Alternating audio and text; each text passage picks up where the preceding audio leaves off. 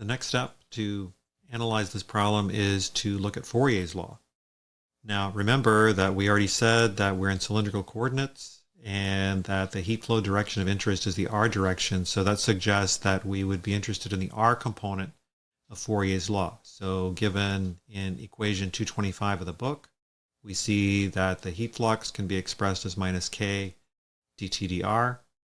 Remember, this is per unit area.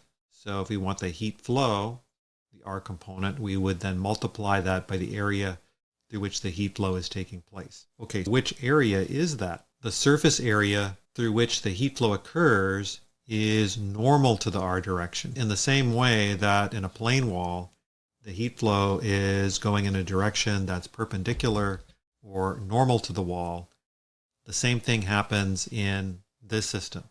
The radial heat flow is proceeding in a direction that's normal to the surface of this outside of the cylinder. So in order to get the area of this, then is just the surface area of the cylinder, 2 pi r times the length.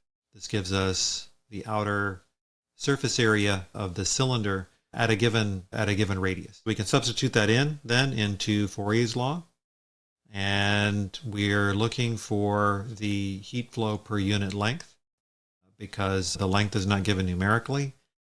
So we just divide by the length, and then this gives us an expression for Fourier's law. The heat flow per unit length is minus 2 pi times the thermal conductivity times r dt dr. Now we can solve this because we're given the thermal conductivity, and we're also given the temperature distribution as a function of r. With this equation, then, we can take the derivative with respect to r to get the temperature gradient, and then evaluate it both at the center, r equals 0, and at the outer wall.